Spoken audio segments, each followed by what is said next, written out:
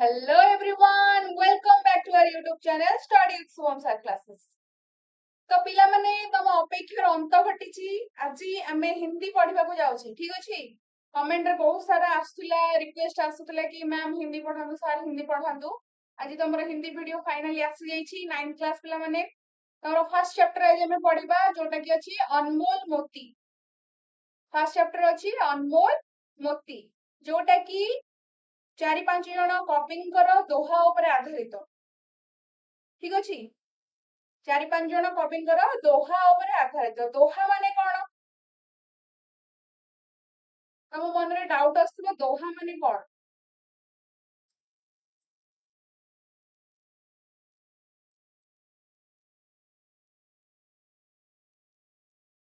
दोहा हूँ हिंदी कवितार काव्यांश माने कवितार किछिटा अंश ठीक अच्छे हिंदी कवितार किछिटा अंश हिंदी साहित्य रे आमे कवितार अंश को दोहा बोली कहू तमे हनुमान चालीसा पढ़थबो सेतरे थिबो दोहा बोली लेखा आइची ठीक अच्छे ताले दोहा रे कोन थाए चारोटी चरण थाए चारोटी चरण थाए ठीक अच्छे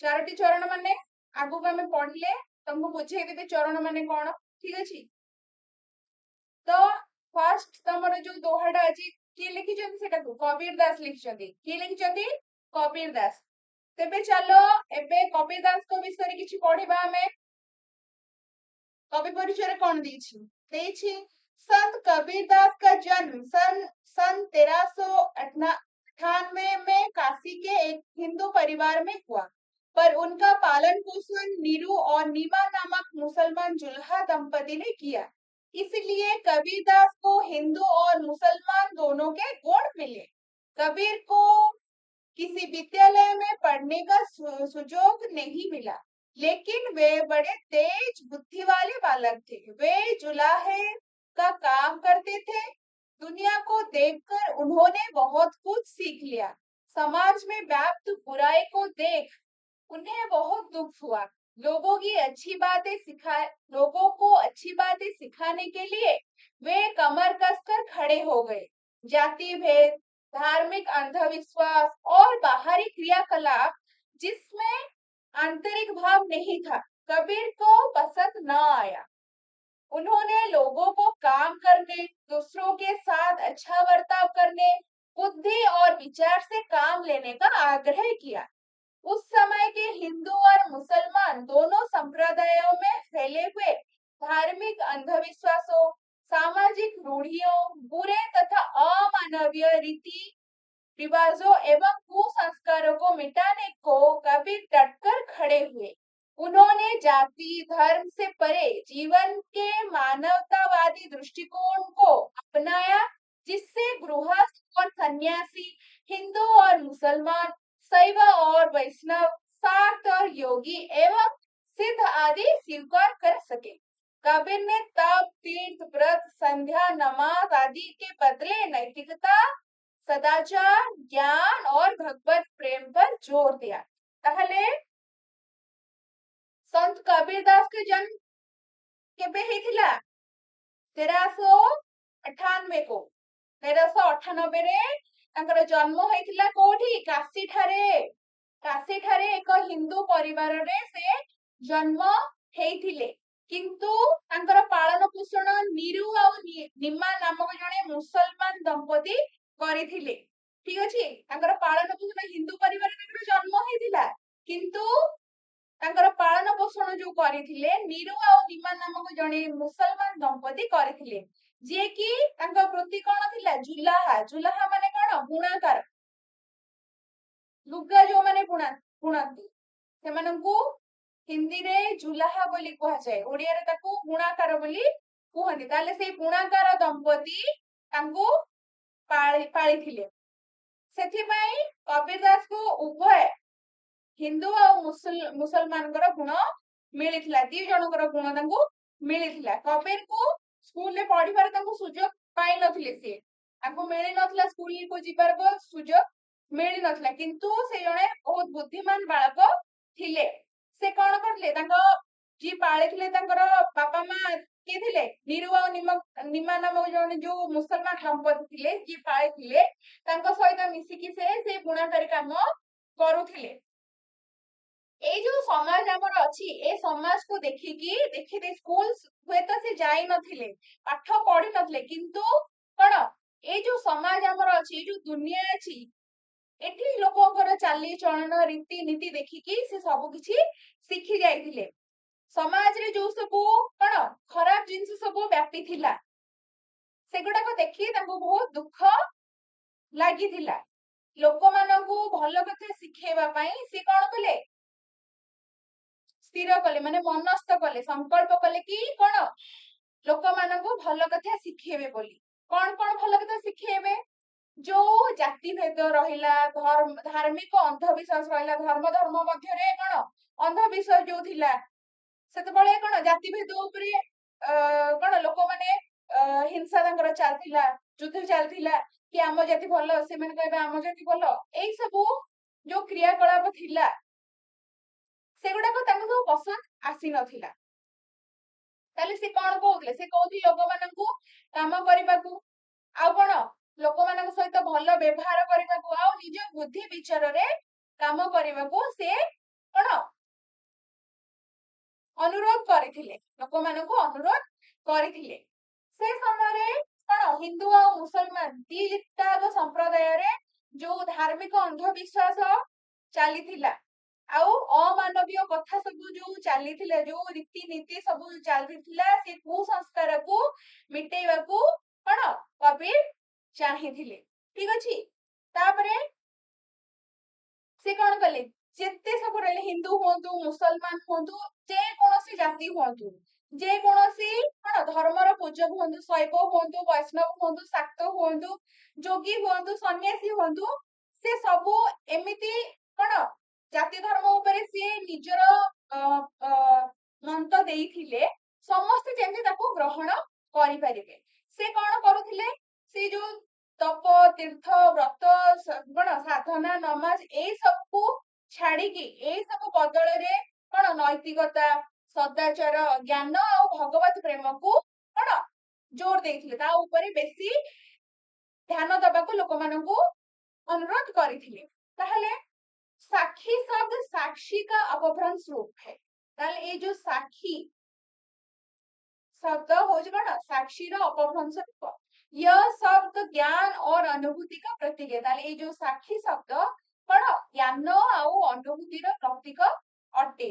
यह वह ज्ञान या अनुभूति है जिससे स्वयं कवि ने अपने अंतःकरण से साक्षात्कार किया है।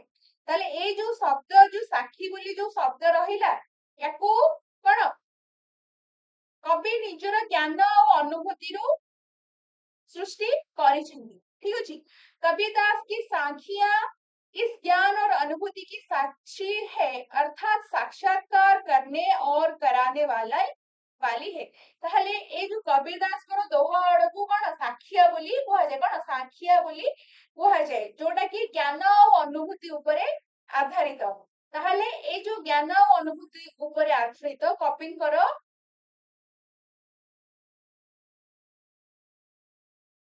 तांकर कौन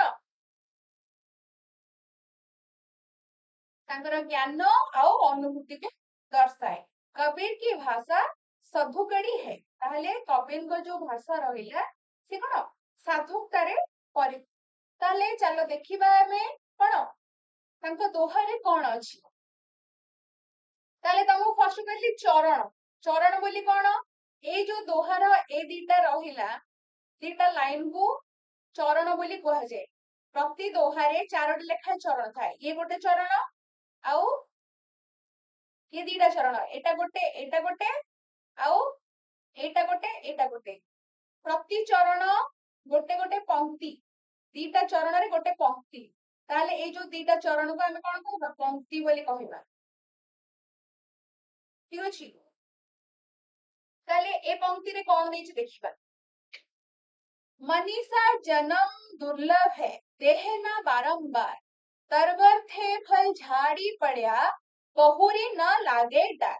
ताहले ତାଙ୍କର ଯୋଉ କବିଙ୍କର ଯୋଉ ଲେଖା ଗୁଡାକ ଥିଲା, କବିଙ୍କର ଯୋଉ ରଚନା ଗୁଡାକ ଥିଲା, ପ୍ରାୟତଃ କଣ ସେତେବେଳେ ସେ ଯୋଉ ଭାଷା ୟୁଜ କରୁଥିଲେ, ସେ ଯୋଉ ଲାଙ୍ଗୁଏଜ ୟୁଜ କରୁଥିଲେ ତାରି ଉପରେ ଆଧାରିତ, ମାନେ ଲୋକ କଥା ଉପରେ ଆଧାରିତ। ଲୋକମାନେ ସେତେବେଳେ ଯୋଉ ପ୍ରକାର କଥାବାର୍ତ୍ତା କରୁଥିଲେ ସେଇଭଳି ଭାବରେ ସେ ଲେଖା ତାଙ୍କର ଲେଖୁଥିଲେ। ତାହେଲେ ଦେଇଛି ମନୀଷା ଜନମ ଦୁର୍ଲଭ ହେ ଦେହେନା ବାରମ୍ବାର। ତାହେଲେ କବି ଏଠି କହିବାକୁ ଚାହିଁଛନ୍ତି କି ମଣିଷ ଜନ୍ମ ଦୁର୍ଲଭ ଅଟେ। ଠିକ ଅଛି, ତମେ ଜାଣିଥିବ ମଣିଷ ଜନ୍ମ ଆମକୁ କେତେ ଲକ୍ଷ ଯୋନି ପରେ ମିଳେ, ଆମକୁ 13 ଲକ୍ଷ ଯୋନି ପରେ ଆମେ ମଣିଷ ଜନ୍ମ ପାଇଥାଉ। ମାନେ ପୁରା ବିଲେଇ ସାପ ମାଙ୍କଡ ଏଇ ସବୁ ଜନ୍ମ ନେଇ ସାରିଲା ପରେ 13 ଲକ୍ଷ ଯୋନି ଯେତେବେଳେ ପାର ହେଇଯିବ ସେତେବେଳେ ଆମକୁ ମଣିଷ ଜନ୍ମ ପାଇବାର ସୌଭାଗ୍ୟ ମିଳିଥାଏ। ତାହେଲେ ଆମେ ମାନେ ଯୋଉ ମଣିଷ ଜନ୍ମ ପାଇଛୁ ସେଇଟା ଆମର सौभाग्य। कभी सही कथा कहते संसार में मनुष्य का जन्म दुर्लभ होता है। मनुष्य की देह या शरीर बार बार नहीं मिलता। ताले मनुष्यर देह बा शरीर कौन बारंबार आमको मिले नहीं। सेमती आमे हमर सौभाग्य थिले ही आमे मनुष्य जन्म पाई थाओ। मनुष्य शरीर हमको मिली थाए। तापरे कौन देची तरबर थे फल झाड़ी पड़िया बहुरी न लागे डर। ताहले जेमती देखिए वृक्ष से फल के एक बार झड़ जाने के बाद यह पुनः उस पेड़ की डाली पर लग नहीं सकता। ताहले कॉपी कहबाकू चाहिए एठी उदाहरण सह कहबाकू चाहिए जेमती गोटे गछरु फल जेतेबेले गोटे थर झड़ी पड़े तमे पुणी जाई से डालर लागि जिवो कि जेते चेष्टा कले भी तमे नहीं लगेले भी सेटा लागिबनी कारण जी थरे झड़ी पड़िला सेई भली भाबरे कोन हमर मनुष्य देह जो आमे पाइचे ताहले ए मनुष्य देह जदि गोटे थर हमरा चली जीव आमे आ किछि करि परिबा। ठीक अछि, मतलब यह है कि मानव को समस्त सांसारिक विषय वासनाओं को त्याग करना चाहिए। इस क्षणभंगुर शरीर के रहते साधना के जरिए ईश्वर की उपासना करनी चाहिए, तभी दुर्लभ मानव का जीवन सदुपयोग हो सकेगा। ताहले कविटी कहबाकू चाहिए जेमती गछरु फल गोटे थर झड़ी गला परे ताकू पुनर्बार आमे लगी परिबा नहीं सेई भली आमे मनुष्य शरीर एते सौभाग्य पर जदि आमे मनुष्य शरीर पाइचे ताहले ताको केमिति सदुपयोग करबा ए जो संसार रो मोह माया सब त्याग करी कोन ए जो दुर्लभ शरीर आमे पाइचे ए जो कोन क्षणभंगुर शरीर आमे पाइचे माने आजिर जीवन काली की नाही। ठीक अछि, ए जो शरीर पाइचे ए शरीर माध्यम रे आमे ईश्वरकर साधना करबा दरकार, ईश्वरकर उपासना करबा दरकार। ताहले ही जाय कि कोन हबो हमर ए दुर्लभ जीवन सफल हबो आउ हमको ए जो सौभाग्य बसत मिलिथिबा मनुष्य जीवन सार्थक हेबो। ठीक अछि, देन सोना सज्जन साधुजन टूटी जुड़े 100 बार दुर्जन कुम्हार के एकेई धक्का दरार। ताहले आ गोटे कोन सेठी जेमती देले उदाहरण कोन वृक्षरु जेमती थरे फल झड़ी पड़ला परे आ लागि पारेनी एठी भी सेमती किछिटा उदाहरण देइछथि। कोन देइछथि कवि कहिजथि सोना सज्जन साधुजन। ताहले साधुजन जो रहिले भल लोक माननकु कवि कहा सहित तुलना करिसथि भल लोक माननकु सज्जन लोक माननकु साधु लोक माननकु कवि सुना सहित तुलना करिसथि। सुना केते मूल्यवान तमे जानिथिबो। ताले सी कहिसथि साधु सज्जन भल लोक होउचंदी सुना भली मूल्यवान। लिखा है जी सज्जन और साधुजन सोने जैसे होते हैं जो टूटने के बाद भी 100 बार जुड़ सकते हैं, जबकि दुर्जन या बुरे व्यक्ति कुंभार के घड़े जैसे होते हैं जो एक धक्के या झटके से टूट जाते हैं। मतलब सज्जन लोग सर्वदा मित्रता बनाए रखते हैं मगर दुर्जन जरा सा खटपट होते ही अलग हो जाते हैं। ताहले कवि एठी बुझेबाकू चाहिए आमर मनुष्य समाज रे कि प्रकार लोक अच्छा जड़े सज्जन लोक अच्छी जड़े दुर्जन लोक अच्छी।